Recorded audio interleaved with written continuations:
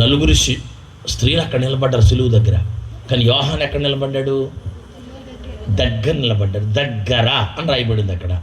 ఇప్పుడు ఎంత దగ్గరగా నిలబడి ఉంటాడు అంటే, ఎందుకంటే ఇప్పుడు యేసు ప్రభువు ఒక పనిని అప్పగిస్తున్నాడు శిష్యుడికి. ఏంది ఆ పని అంటే, అమ్మా ఇదిగో నీ కుమారుడు ఇక్కడి నుంచి అంటే తన తల్లి బాధ్యతను బదిలీ చేస్తున్నాడు. తన తల్లిని ఆయన 3వ మాటలో యావత్ ప్రపంచానికి చెప్పేది ఏంటంటే, నీ తల్లిని నీ తండ్రిని సన్మానించడం అంటే ఫాదర్స్ డేకి మదర్స్ డేకి 4 యాపిల్స్ ఇచ్చి మళ్ళీ నువ్వే తినేయటం కాదు. ఫాదర్స్ డే మదర్స్ డేకి మాత్రమే గుర్తుంటారు తల్లిదండ్రులు. కానీ ఇక్కడ యేసు ప్రభు చేసేటువంటి పని ఏంటో చూడండి. తల్లిదండ్రులు బ్రతుకున్నటువంటి పిల్లలందరూ వినండి. పెళ్ళైపోయినా మీరు పిల్లలను కన్నా ఎంతమందికి తల్లి తండ్రి బ్రతుకున్నారు వారు వినండి. యేసు ప్రభు ఇక్కడ ఏం చేస్తున్నాడు తెలుసండి? ఆయన సిలువలో వేలాడుతున్నాడు. కొన్ని క్షణాల్లో ఆయన ప్రాణం పోతుంది. ఆఖరి గడియల్లో ఆమె తల్లి మరియా ఆ తల్లిని గురించిన బాధ్యత తనకు దగ్గరగా ఉన్నటువంటి శిష్యుడికి బదిలీ చేస్తున్నాడు. అంటే సశరీరుడుగా ఆయనకి ఇంకేదైనా ఒక బాధ్యత మిగిలి ఉంది అంటే అది ఏం బాధ్యత అంటే, తనకు జన్మనిచ్చినటువంటి తల్లిని చూడవలసిన బాధ్యత. ఆమెను అనాథగా విడిచిపెట్టి వెళ్ళిపోలే. ఆయన వెళ్ళిపోయిన ఈమె చూసుకోవడానికి చాలామంది ఉన్నారు. కానీ ఆయన కుమారుడుగా, మనుష్య కుమారుడుగా, దేవుని కుమారుడుగా, దేవుడు తండ్రి అయిన దేవుడు అప్పగించిన పనిని సిలువలో పూర్తి చేశాడు. మనుష్య కుమారుడుగా ఆ తల్లికి బిడ్డగా ఆమె బాధ్యతను అక్కడ నెరవేరుస్తున్నాడు. అబ్బా హల్లెలూయా. అందుకే మనందరికీ ఆయన పెద్ద అన్నయ్య. తల్లిని తండ్రిని ఎంత ఘోరం అంటే ప్రియులారా, తల్లిదండ్రులను చూసే మనస్తత్వం లేని వాళ్ళు ఉన్నారు కాబట్టి వృద్ధాశ్రమాలు కట్టవలసి వస్తున్నాయి. ఎందుకమ్మా ఆమెను ఇంకా కట్టాలనా? ఎరిగినటువంటి అన్యులు చేస్తున్నారంటే వాళ్ళకి తెలియదు కాబట్టి చేస్తున్నారు. అసలు దేవుని వాక్యం ఎరిగినటువంటి దేవుని పిల్లలే, ఇంకా ఒక అడుగు ముందుకే చెప్పాలంటే దేవుని సేవకులే. వారి తల్లిని తండ్రిని జాగ్రత్తగా చూసి చూసి వారిని కడతెరిచేటువంటి పద్ధతి కనపడతలేదు ఈరోజు.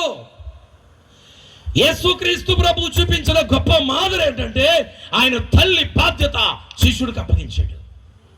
ఇక్కడ కూర్చున్న కుమారులారా కుమార్తెలారా, మీ తల్లిదండ్రులను నిర్లక్ష్య పెట్టకండి.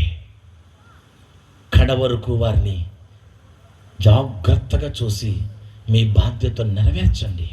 అప్పుడు మాత్రమే యేసుకు కలిగిన ఈ మనసు మీరు కలిగి ఉన్నట్టు లెక్క. ఆమేన్ హల్లెలూయా. వచ్చినటువంటి నీ భార్యను ప్రేమించు కాదంట్లే, కానీ జన్మనిచ్చినటువంటి తండ్రిని మాత్రం, తల్లిని నిర్లక్ష్యం పెట్టేటువంటి ప్రేమను అందించకండి భార్యలారా. కన్న తల్లిని కుమారుడు నిర్లక్ష్యం చేసేటట్టు ప్రేమ అందించొద్దు నీ భర్తకి. నా మాట అర్థం చేసుకోండి. అతని తల్లిని నిర్లక్ష్యం చేసే ప్రేమను నీ భర్త మీద నువ్వు చూపించొద్దు. అతని తల్లిని ప్రేమించే ప్రేమే నువ్వు చూపించు నీ భర్తకి. పెళ్ళైన తర్వాత ఎంతమంది నిర్లక్ష్యం చేశారండి వారి తల్లిదండ్రులను? ఈ 3వ మాటలో చెప్పగానే చెప్తున్నాడు సమాజానికి, నీ తల్లిని నీ తండ్రిని సన్మానించు.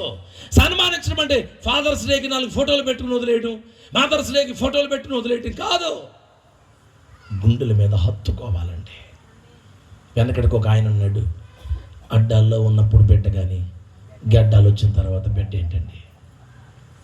నువ్వు అడ్డాల్లో ఉన్నప్పుడు నిన్ను ఎలాగ అడ్డం వేసుకుని ఒళ్ళో చక్కగా నెవిరిందో, ఈరోజు వృద్ధాప్యంలోకి వచ్చినటువంటి నీ తల్లిదండ్రులను కూడా ఒళ్ళో వేసుకుని నెమ్మరగలగాలండి. ఒళ్ళో వేసుకుని అన్నం పెట్టగలగాలండి. గోరుముద్దలు తినిపించి పెంచింది కదండి తల్లి నిన్ను. ఆ తల్లి ఇప్పుడు గోరుముద్దలు తినే స్థితి వచ్చేసింది కాబట్టి పెట్టలేవు. నువ్వెన్ని చేసుకున్నా, 1కి 2 ఒళ్ళంతా పాముకున్నా, శుభ్రంగా కడిగితేనే కదా నువ్వు శుద్ధిగా బొమ్మలాగా తయారయ్యావు. ఇప్పుడు అదే స్థితి నీ తల్లికి వచ్చింది. 1కి 2కి ఒళ్ళంతా చేసుకునే స్థితి వచ్చింది నీ తల్లికి. తోసేస్తావా?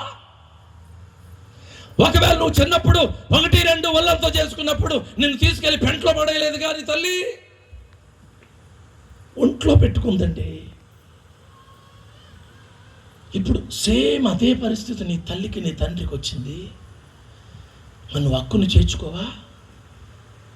చంపను పడేస్తా.